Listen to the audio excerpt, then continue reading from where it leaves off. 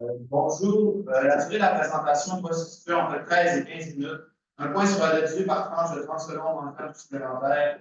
Tous les membres de l'équipe doivent parler pendant la présentation. Si cela n'est pas respecté, le pénalité de 5 points sera retranché à la note finale. Tout au long de la présentation, je vais présenter les cartons dans les airs après le temps restant. Nous enlevons un carton lorsqu'il restera 10 minutes, 5 minutes, 1 minute, ainsi qu'un dernier carton lorsqu'il restera 30 secondes. Je ferai un décompte avec les doigts pour les 10 dernières secondes de la présentation. Celle-ci sera suivie par une période de questions des juges d'une durée maximale de 5 minutes. Vous êtes évalué dès le début jusqu'au dernier moment passé avec les juges dans la salle de présentation. Alors, je laisse maintenant les juges se présenter. Ensuite, vous pouvez commencer dès que vous serez prêt et le minuteur commencera dès qu'avant la personne prendra la parole. Donc, bonjour, c'est Philippe Morin, je travaille au PNL dans la certification. Je suis à la fin de mon baccalauréat en expertise. Mon nom, c'est Philippe Flores, je suis analyste chez Olumet, et je suis à la fin de mon bac en technologie d'information. Bonjour, c'est Cédric Lafontaine, directeur principal en certification chez Groupe RDL à Londres. Je suis à vous sur les travaux de test.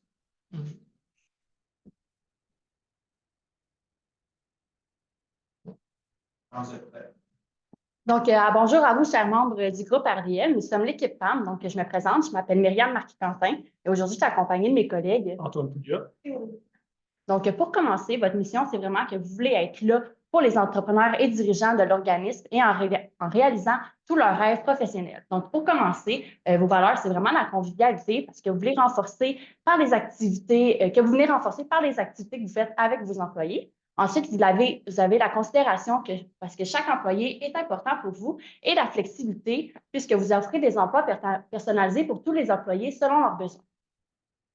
Donc, pour ce qui est d'analyse d'entreprise, donc c'est sûr que l'une de vos principales forces, c'est vraiment parce que vous existez depuis longtemps et vous êtes 9e sur 25 au Québec. Par contre, c'est sûr qu'il y aurait quand même la possibilité de faire plus de publicité pour promouvoir le plaisir de travailler chez RDL. C'est sûr que vous avez quand même l'opportunité d'aller chercher des nouveaux employés grâce aux nouvelles relèves. Par contre, c'est sûr qu'il y a quand même une menace parce qu'il y a un manque de main-d'œuvre et qu'il y a des bureaux comptables à proximité de vous. Maintenant, pour l'analyse Festel, côté politique, nous avons un gouvernement qui est peut-être un changement de gouvernement. Présentement, le gouvernement n'est pas très fort dans les sondages. Donc, pour avoir un changement de gouvernement, donc un changement dans la fiscalité et dans les réglementations. Côté économique, comme on sait, le taux de chômage est élevé, donc c'est plus difficile d'aller chercher la main-d'œuvre, une pénurie de main-d'œuvre. Les taux d'intérêt sont élevés, donc les prêts coûtent plus cher pour les PME. Donc, ça pourrait être une opportunité pour vous d'offrir des services conseils pour les petites PME de les aider pour quand ils vont chercher un prêt à la banque. Ensuite, côté social, nous avons une population vieillissante, donc de plus en plus les entrepreneurs de ce monde vont vendre leurs entreprises, vont déléguer. Donc, une autre opportunité d'affaires qui pourrait s'offrir à vous. Il y a aussi l'importance des conditions de travail. Aujourd'hui, les jeunes, ils veulent plus des conditions de travail élevées et beaucoup au lieu d'un salaire très élevé. Donc, c'est important pour vous et vous l'offrez déjà avec plusieurs services très flexibles dans votre cabinet. Côté technologique, surtout l'évolution de l'IA qui va venir chambouler toute la certification comptable. Environnement, nous avons l'utilisation de moins en moins de papier, donc de plus en plus sur l'ordinateur, et aussi le télétravail qui vient sauver l'environnement que vous offrez déjà, car on ne prend pas le taux et il n'y a pas tout le monde présentement qui a un auto écologique pour se rendre au travail. Pour côté légal, nous avons les normes comptables et les normes juridiques qui viennent en compte dans la PESTEL. Pour les objectifs, nous avons demandé de développer la marque employeur, de renforcer son positionnement côté cabinet, vous êtes 9e sur 25 au Québec, et élargir le bassin de la clientèle. Maintenant, je vais passer la parole à Audrey qui va vous parler de la marque employeur. Donc, ce qui est pour de la marque employeur, nous avons adopté une approche qui est court terme, moyen terme et long terme pour les solutions. Donc, pour court terme, c'est sûr que l'utilisation des réseaux sociaux pour promouvoir la marque employeur comme TikTok, repartager sur votre Facebook puisqu'il y a plus de personnes qui vous suivent justement sur Facebook, c'est certain que ça pourrait être une bonne option. Sinon, il y a aussi l'apprentissage en milieu de travail qui est offert dans les cégeps. Donc, c'est certain qu'avoir une approche avec les cégeps pour eux, d'aller, dans le fond, promouvoir votre entreprise, c'est certain que dans certains cégeps, c'est l'apprentissage de certains thèmes qui pourraient être offerts par RDL. Ensuite, ça permettrait justement aux étudiants de connaître votre entreprise. Ensuite, ça serait d'avoir l'intervention de 2 employés sur le même client. Donc, dans le fond, vous avez fait fort que souvent, une personne travaille avec un client. Donc, si la personne part de l'entreprise, part à sa retraite, c'est certain que pour vous, ça peut signifier la perte d'un client puisque souvent, le client va avoir un point de repère avec l'employé. Donc, d'avoir 2 personnes, ça permettrait d'avoir 2 points de repère pour le client. Ensuite, de moyen terme, ça serait un petit peu la même chose que les 2 employés, mais ça serait avec un étudiant.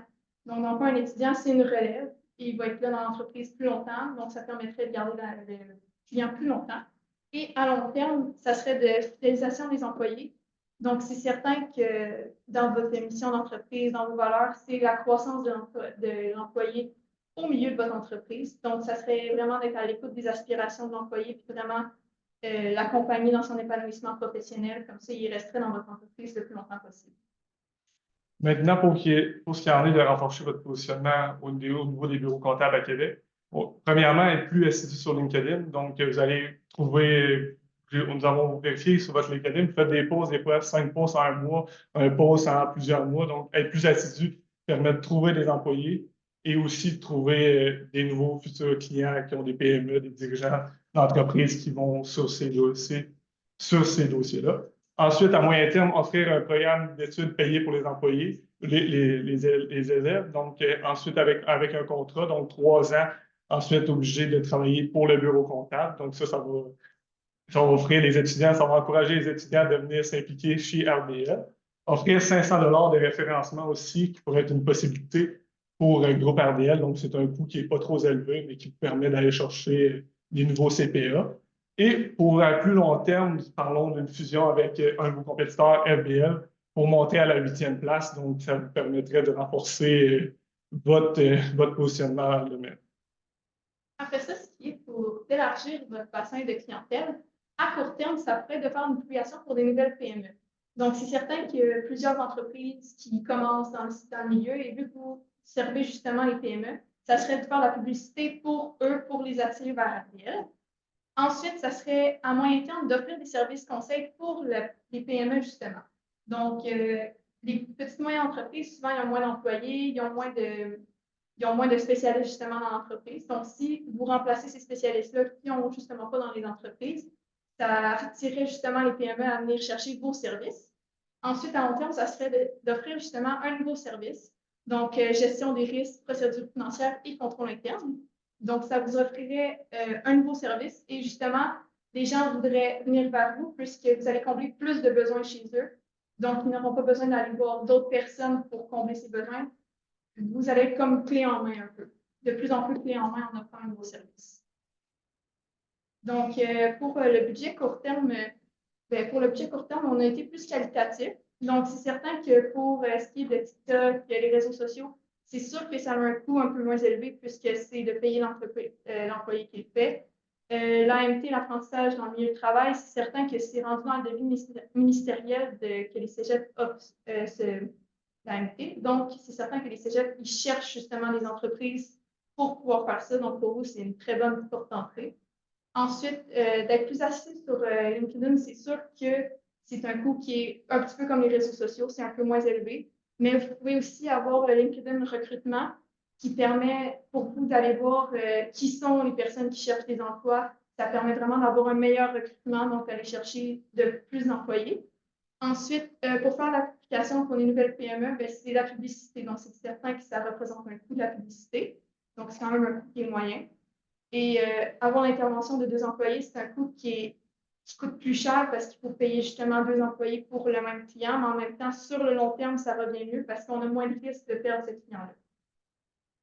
Maintenant, pour toutes les solutions à moyen terme, pour le budget, jumeler un employé avec un étudiant, c'est moins coûteux que jumeler 2 professionnels, mais ça reste quand même un coût plus élevé que juste un, mais ça peut avoir beaucoup plus de bénéfices, avoir un nouvel employé à long terme et garder le client à long terme.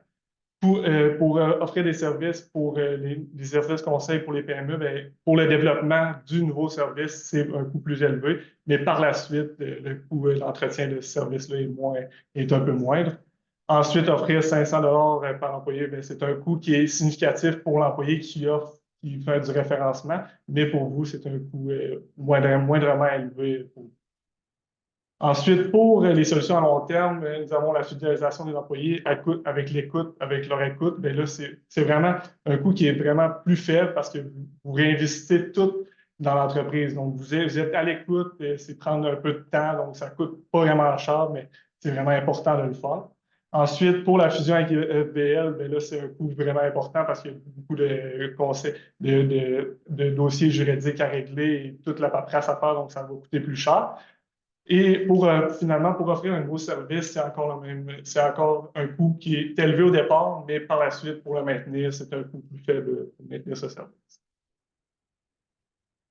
Donc, pour ce qui est de la campagne publicitaire qui viendrait vraiment faire un plus à votre entreprise, non seulement pour être connu, mais aller chercher des employés. Donc, vous pourriez faire une petite vidéo d'à peu près 30 secondes ou plus si vous désirez, le poster sur votre médias sociaux ou même le partager sur la télévision. Donc, ça serait vraiment pour montrer les plus grandes valeurs que vous détenez, soit la convivialité, la considération et la flexibilité. Et ça montrerait vraiment que vous êtes là pour les employés. Vous pourriez aussi partager des vidéos sur des évaluations de la satisfaction des clients. Il y a beaucoup de personnes qui écoutent ces vidéos-là quand même, ça vient vraiment démontrer comment les clients se sont sentis en étant avec vous. Donc il y a d'autres clients qui prévoient ça et être intéressés justement à faire avec vous. Lorsqu'on écoute la télévision ou bien la radio, il y a souvent qu'on va entendre des slogans d'entreprise. Si on pense à Barbies Resto Bar Grill ou Dormez-vous, on l'entend. Donc, vous aussi, vous pourriez vous faire vraiment un slogan comme RDL, vous êtes là. Donc, ça mettrait vraiment la puce à l'oreille. Lorsque quelqu'un entend parler de RDL ou l'entend à la radio, vous l'auriez tout le temps en tête, comme plusieurs autres entreprises qui font déjà. Ensuite, il y a les balados. Donc, ça serait essentiellement sur votre site Internet. Donc, vous pourriez vraiment extrapoler ça et les mettre sur Spotify ou bien à YouTube Music, puisqu'il y a plus quand même de clientèle qui pourra être directement sur ça, puisque ce n'est pas tout le monde qui va directement aller sur votre site Internet pour écouter vos balados. Donc, vous pourriez faire aussi des balados sur l'expérience client et employé, offrir plus que qu'est-ce que vous offrez déjà. Donc, justement, ça viendrait toucher plus de personnes que ça vient de toucher en ce moment.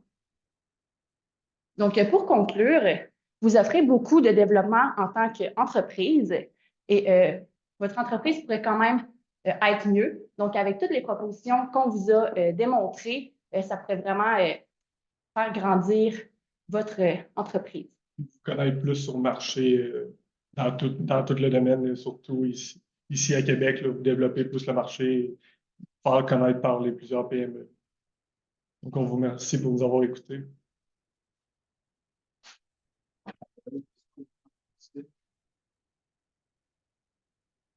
Vous en avez parlé brièvement, là, mais j'aimerais vous entendre un peu plus sur l'intelligence artificielle. Si jamais, justement, une pénurie de main-d'œuvre, est-ce que vous pensez que ça peut aider un cabinet comptable à aller à croître ses parts de marché en gardant nos collaborateurs déjà présents? Mais c'est certain que l'intelligence artificielle dans la comptabilité, ça permet de remplacer des tâches qu'un employé fait déjà, mais comme mettons des tâches répétitives. Comme une tâche qui ne prend pas beaucoup de pensée, mais qui est tout le temps la même chose, l'intelligence artificielle peut remplacer un employé. Donc, ça peut être des tâches qui prennent beaucoup de temps. Donc, c'est sûr que ça pourrait permettre de sauver du temps beaucoup dans certains aspects de la comptabilité, dans le bureau comptable. C'est certain que ça pourrait permettre de sauver du temps parce que c'est des tâches qui sont beaucoup répétitives, qui peuvent prendre beaucoup de temps. Par exemple, mettons, on pourrait regarder avec l'IA, avec le développement de l'IA, on pourrait vérifier toutes les factures d'une entreprise. Donc là, l'IA dirait quelle facture que le comptable devrait vérifier plus soucieusement pour s'assurer. Donc, ça évite vraiment, ça lui permet de faire d'autres affaires, aller chercher d'autres clients, aller se proposer à des rencontres pour aller chercher d'autres dirigeants de PME, d'autres entreprises. J'ai une question pour la vision. Vous avez parlé de FBL, qui est situé à Drummondville, mais qui ont, dans le fond, a déjà un bureau à Drummondville.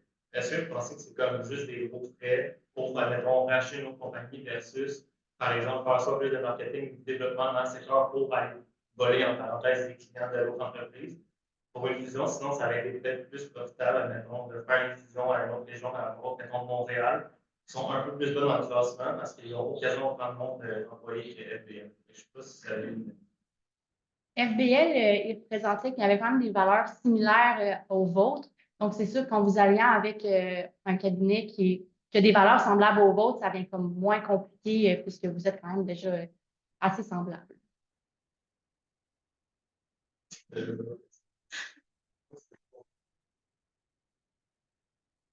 Non, c'est pas mal On répondu. doit merci beaucoup.